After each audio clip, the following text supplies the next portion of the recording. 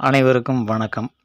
சேரர், சோழர், பாண்டியர் இப்படி 3 வேந்தர்கள் ஆண்டதா தமிழ்நாட்டில் வரலாறு திரித்து வைச்சிருக்கிறாங்க. இவங்கெல்லாம் யார் அப்படின்னா, அதுக்கு ஒரு அர்த்தம் வேணும் இல்லையா? ஒரு பெயர் அப்படின்னா அதுக்கு ஒரு காரணம் இருக்கும். அதனுடைய உள் அர்த்தங்கள் இருக்கும். ஒரு வார்த்தையை எடுத்து அதை பிரித்தோம்னா அந்த வார்த்தையே அந்த செயலை அல்லது அர்த்தத்தை குறிக்கும். உதாரணத்துக்கு நகரத்தார் அவங்கள நாட்டுக்கோட்டை செட்டியார் அப்படின்னு சொல்லுவாங்க. அந்த செட்டியாரை பிரித்தா ஏதாவது ஒரு அர்த்தம் இருக்குதா அப்படின்னா எந்த ஒரு அர்த்தமும் இருக்காது. அதனால் அது மருவு சொல் அப்படிங்கிறத முதல்ல புரிஞ்சுக்கணும். ஒரு சொல் காலப்போக்கில் மக்களால் அது சொல்லப்பட்டு மருவி விடும். அப்படி தான் இந்த செட்டியார் அப்படின்னா அந்த வார்த்தையை பிரித்து பார்த்தா அர்த்தம் கொடுக்கணும். ஆனால் செட்டியாருக்கு அர்த்தம் யாராவது சொல்ல முடியுமா அப்படின்னா கண்டிப்பாக முடியாது. எப்பேற்பட்ட தமிழ் அறிஞர்கள் வந்தாலும் அதனுடைய அந்த பெயர் சொல் என்ன காரணத்தினால் உருவாக்கப்பட்டது அப்படின்ட்டு விளக்கணும் இல்லையா? அப்படித்தான் ஒவ்வொரு சொல்லும். செட்டியார் அப்படிங்கிறது செட்டியார் கிடையாது, சத்திரியர். அந்த சத்திரியர் அப்படிங்கிற வார்த்தை மருவி தான் செட்டியார் அப்படின்ட்டு காலப்போக்கில் இந்த வாயில் வசம்பு வச்சு தடவினாலும் வார்த்தைகள் வராத அந்த ஆட்களால் அது மருவு சொல்லாக மாறி சத்திரியர் அப்படிங்கிறது தான் செட்டியாராக மாறி இருக்குது அப்படிங்கிறத முதல்ல தெளிவாக புரிஞ்சுக்குங்க. இப்படி தான் ஒவ்வொரு வார்த்தையும் மருவி தற்சமயத்தில் உபயோகிக்கப்பட்டு வருது. நாட்டுக்கோட்டை சத்திரியர் அப்படிங்கிறத அந்த வம்சத்தினுடைய உண்மையான பெயர்.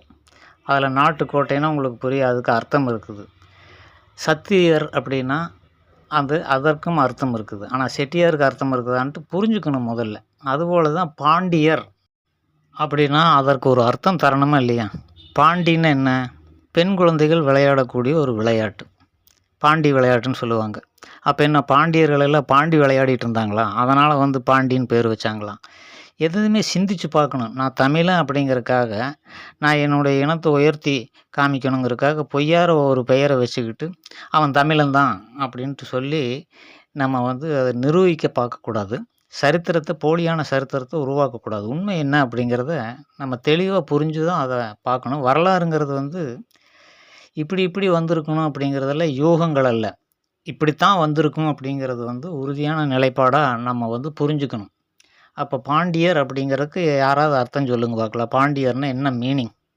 நான் விளக்கமாக சொல்கிறேன் பாண்டியர்னா என்ன அப்படின்னு. தமிழ் வார்த்தைகளில் பாண்டித்தியம் அப்படிங்கிற ஒரு வார்த்தை இருக்குது. பாண்டித்தியம் அப்படிங்கிறதுக்கு விளக்கம் நீங்களே இதில் படிச்சுக்குங்க. மதுரையை பொறுத்த வரைக்கும் கலை இலக்கியம் இதெல்லாம் சிறந்து விளங்குச்சு அப்படிங்கிறத நம்ம தெளிவாக தமிழ்நாட்டுக்குள்ளே அனைவரும் அறிஞ்சது. இந்த நடனம், இசை, மற்ற கலைகளெல்லாம் அதில் சிறந்து விளங்குவது தான் பாண்டித்தியம் அப்படிங்கிறது. அந்த பகுதி இந்த அனைத்து கலைகளிலும் சிறந்து விளங்கியனால பாண்டித்திய நாடு அப்படிங்கிற பெயர் சொல் உருவாகி அது பாண்டிய நாடாக மறுபடி மாறுது. இது பாண்டியர் அப்படிங்கிறதுக்கு இந்த பாண்டியத்துவம் அப்படிங்கிறது இந்தி வேர்டு ஒன்று இருக்குது, பாண்டிட். பண்டிட்னு நம்ம தமிழில் சுருக்கி சொல்லுவோம். ஆக்சுவலாக அது பாண்டிட், இந்தி பாண்டிட், அதை இந்தி பண்டிட்னு நம்ம சொல்கிறோம். அந்த சமஸ்கிருத வார்த்தையானது தெலுங்கில் மருவி பாண்டிட் அப்படிங்கிற ஒரு சொல் உருவாகுது. அது தெலுங்கர்கள் இங்கே ஆளும்போது தான் அந்த பாண்டியர்கள் அப்படிங்கிறது முழுமையாக தெலுங்கர்கள் தான் அப்படிங்கிறது உறுதியான நிலைப்பாடு. இவர்களுக்கு முன்பே பல்லவர்கள், அவர்களும் தெலுங்கு அரசர்கள் தான். அவங்களும் தமிழ்நாட்டுக்குள்ளே ஆண்ட பிறகு இந்த பாண்டியர்கள் வருகிறாங்க. இங்கிருந்து தோன்றவில்லை. அவங்களும் ஆந்திராவிலிருந்து தான், ஆந்திரான்னு இன்றைக்கி இருக்கிற ஆந்திரா பகுதியிலிருந்து தமிழ்நாட்டுக்குள்ளே அவர்கள் கைப்பற்றி ஆட்சியை அமைக்கிறாங்க. இந்த பாண்டித்தியம் மிக்கவர்கள் அதிலிருந்து உருவானது தான் பாண்டியர் அப்படிங்கிறது. இந்த சொல் அதிலிருந்து உருவாகிது. இதுக்கு அர்த்தம் இருக்குது. ஆனால் தமிழில் உண்மையான அந்த வார்த்தை எடுத்து தமிழ் மொழியில் அர்த்தம் எடுத்து பார்த்தா ஒரு அர்த்தம் கிடைக்காது. இவ்வளவு ஆதாரபூர்வமாக எப்படி நீ அடித்து சொல்கிற அப்படின்னா, ஒரு மன்னர்களுடைய பெயர்கள், பாண்டிய மன்னர்களுடைய பெயர் கரிகால் சோழன் இதை வச்சுக்கிட்டே உருட்டிகிட்டு இருக்கிறானுங்களே தவிர, உண்மையிலுமே 5ஆம் நூற்றாண்டிலிருந்து பாண்டியர்கள் ஆண்ட காலங்கள், அதற்கு பிறகு 6ஆம் நூற்றாண்டு, இந்த காலங்கள் எல்லாம் அவர்களுடைய பெயர்களை பார்த்தாலே தெரியும். அதெல்லாம் இருட்டடிப்பு செய்யப்பட்டது. இது பிரிட்டிஷ்காரன் அந்த வரிசையை என்னென்ன பாண்டிய அரசர்கள் தமிழ்நாட்டில் வழி வழியாக ஆண்டு வந்தாங்க அப்படிங்கிறதுக்கு ஒரு லிஸ்ட்டே போட்டு நான் சொல்லலை. 1857 மதுரை பற்றின ஒரு டாக்குமெண்ட்ரி, அதாவது ஒரு மேனுவல் எழுதி பிரிட்டிஷுக்கு அனுப்பும் பொழுது அதில் குறிப்பிடப்பட்டிருக்குது அப்படிங்கிறத முதல்ல தெரிஞ்சுக்கணும். பிரிட்டிஷ்காரன் தான் இந்த லிஸ்ட்டை எடுத்து வெளியிட்டிருக்கிறான். வரிசை கிரகமாக ஆண்ட பாண்டியர்களுடைய லிஸ்ட்டு தான் இது. இதில் முதல்ல பார்த்தீங்கன்னா குலசேகர. சேகரங்கிறது தமிழ் வார்த்தையே கிடையாது, அது சமஸ்கிருத வார்த்தை.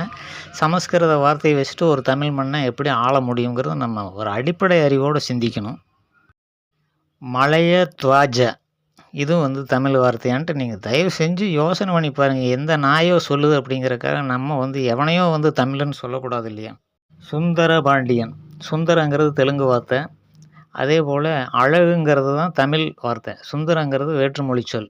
அப்போ அழகு பாண்டியன் வச்சுருக்கணும், ஏன் சுந்தர பாண்டியன் வச்சுருக்கிறான்? அவன் தெலுங்கு மன்னன். அதே போல் உக்ர அப்படிங்கிறது சமஸ்கிருத வார்த்தை. வீர, தீர, இது எல்லாமே சமஸ்கிருத வார்த்தை.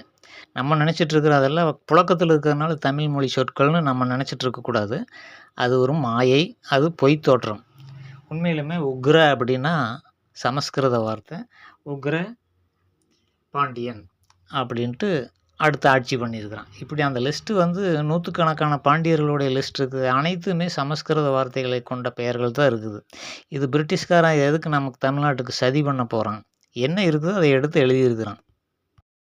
குலோத்துங்க நம்ம கேட்டு கேட்டு பழகிட்டதுனால அது தமிழ்னு நினச்சிட்ருக்குறோம். அதுபோல் குலபூஷண, இது எல்லாமே சமஸ்கிருத அரசர்கள் தான். அதே போல் ராஜேந்திர,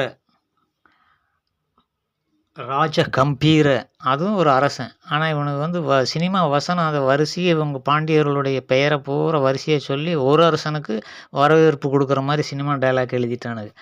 டைலாக் எழுதினவனு எல்லாம் யார்?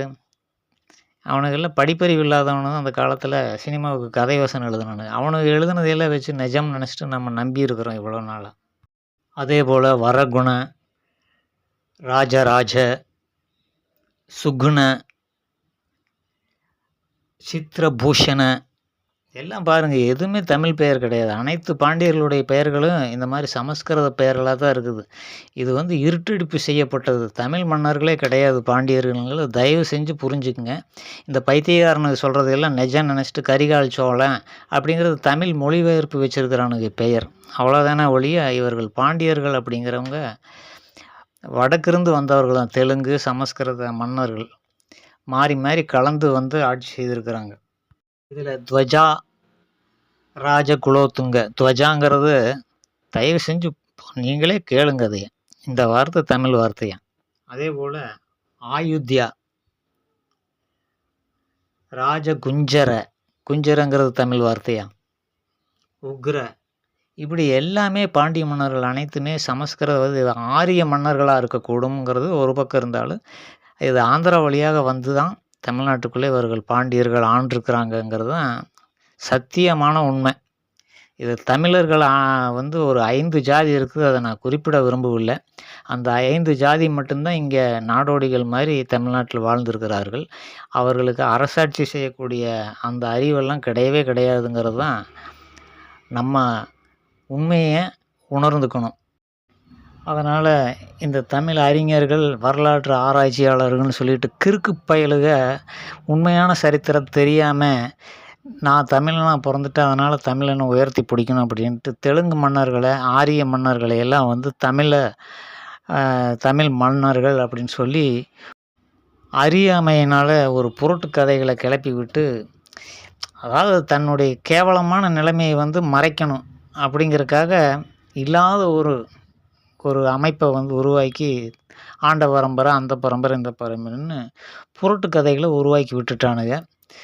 சத்தியமாக ஆனால் உண்மை என்னென்னா, பூஷண அப்படிங்கிற ஒரு வார்த்தை பெயர் கொண்ட ஒருத்தன் எப்படி தமிழ் மன்னனாக இருக்க முடியும்ட்டு நான் இந்த லிஸ்ட்டு ஏறக்குறைய 150 பாண்டிய மன்னர்கள் வரிசையாக ஆண்டிருக்கிறாங்க. அனைவருமே இது போன்ற ஆரிய மன்னர்கள், தெலுங்கு மற்றும் கன்னட மொழியை தாய்மொழியாக கொண்ட மன்னர்கள் தான் ஆண்டிருக்கிறாங்க. உதாரணத்துக்கு கருணாநிதி ஆட்சி காலத்தில் பல்லர்கள் அப்படிங்கிறவங்களுக்கு தேவேந்திர குல வேளாளர் அப்படின்னு பேரை வச்சு விட்டது கருணாநிதி. உண்மையிலுமே பல்லர்கள் தான். சரித்திரம் வந்து அந்த பெயர் மாற்றம் அடைஞ்சிருக்குது. தேவேந்திர குல வெள்ளாளர்னு போட்டு எந்த ஒரு 1000 வருடங்களுக்கு முன்பு கிடையாது. கருணாநிதி உருவாக்குனது அந்த பெயர். அதுபோல பாண்டிய மன்னர்கள், சோழ மன்னர்களுடைய பெயர்களை எல்லாம் சாண்டில்யன், கல்கி போன்ற வரலாற்று ஸ்ரீ வேணுகோபாலன் போன்ற வரலாற்று நாவலாசிரியர்கள் கற்பனையில் வந்து பெயர்களை உருவாக்கி பாத்திரங்களை படித்து நாவல்களை எழுதினாங்க. அந்த நாவல்களை படிச்சுட்டு அதில் இருக்கிற பாண்டியன் நெடுஞ்செழியன் அந்த இது பூரா தமிழ் பெயர்களை கொண்டு கதை எழுதுனதை நிஜம்னு நினச்சிக்கிட்டு அந்த பேர் பூரா அரசர்களுக்கு வச்சு அவங்களாம் நிஜமாகவே இருந்த மாதிரி ஒரு கட்டுக்கதையை கிளப்பி விட்டானுங்க. இது வந்து அடிப்படையில் தமிழர்கள் தங்களை தாங்களே ஏமாற்றிக் கொள்கிறது. எந்த ஒரு அரசனும் தமிழ் மன்னனே கிடையாதுங்கிறது தான் உண்மை அப்படின்னு சொல்லிட்டு அடுத்த வீடியோவில்